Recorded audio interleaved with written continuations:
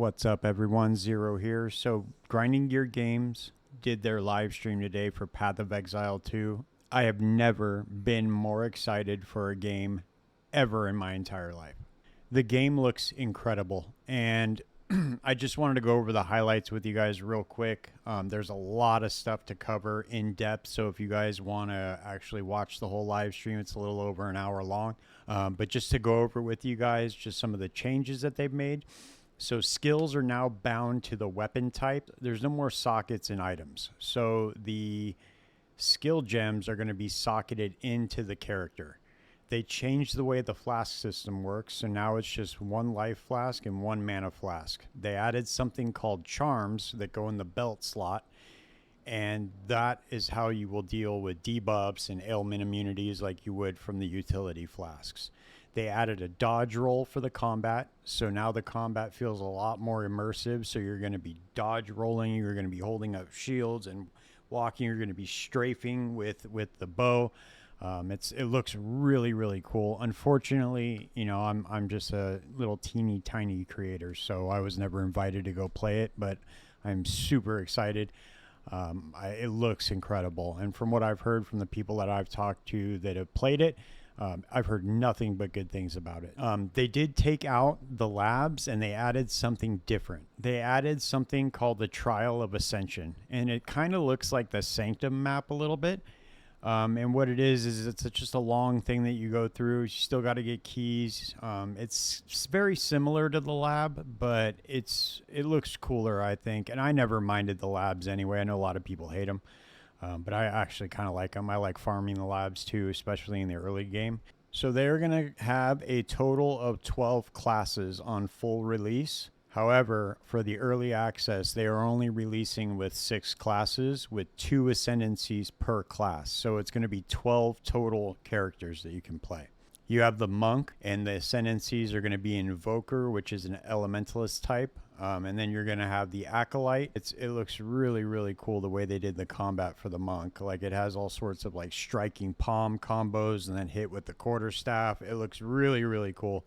I'm very, very excited. I'm very torn between that and the sorcerer, but we'll see what I'm going to play. I don't know what I'm going to play yet.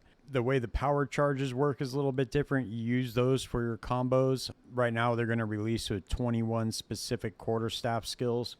So there's going to be a ton of stuff. I can't wait to get in and start making some guides for you guys. The warrior is going to have the warbringer, which is kind of like the ancestral thing, relying on like ancestor totems and stuff like that. Then you have the titan, which is going to be more of like the crushing big hits.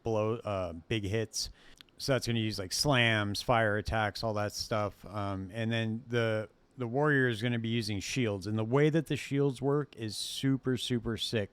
You can literally hold it up and block, and you can block back and block, and then you have a meter that fills up, and if the meter fills up, then all your defenses drop and you can get hit again. You have the mercenary. The ascendancies is a witch hunter and a legionnaire. So the witch hunter is obvious, that's self-explanatory. It's going to be magic defense, ailment immunity, that kind of stuff. And then the legionnaire is going to be more for like extra skill slots, skill gem quality, all that stuff. So they didn't show us all of everything on the trees, so we'll have to play it to really find out. But just to kind of give you the gist of what it is. The witch, that's going to be the summoner class. So you're going to have the infernalist, which is going to be the summoner, and they have this really cool like demon form, which reminds me a little bit of Righteous Fire because it seems to have like a degen on it, but then it allows you to get like increased cast speed and massive damage. So it's pretty cool. And then you have the blood mage. So that's pretty self-explanatory. The minions, the way that the minions work, they have a new thing called Spirit. So the way Spirit works is kind of like mana reservation, but for your minions. It allows them to put a limit on the amount of minions you can have. I'm pretty sure that they mentioned there are ways to get more Spirit. The Sorceress was another one that I just thought looked really, really badass. The way that the skill synergies look for the Sorceress look really, really badass. Just to show you one. For example, Flame Wall conjures a burning line that not only damages enemies, but also empowers all projectiles that pass through it. If you place a wall and fire lightning sparks through it... That looks really, really sick. So I don't know. The monk looks really, really cool, and that's more of like my kind of thing. Being a martial artist, I really enjoy that class fantasy. So We'll see. I'm going to probably flip a coin on December 6th. And then they have the Ranger, which is very, very similar to the one that's in PoE 1. The way that the bow skills work is way different now because you can move while shooting. So that's going to be really, really cool. But they have the Deadeye and the Path. Very similar to the Ascendancies in PoE 1. They are releasing with a few of the endgame activities. One thing that's very, very cool that they're doing is they're getting rid of the Atlas passive skill tree.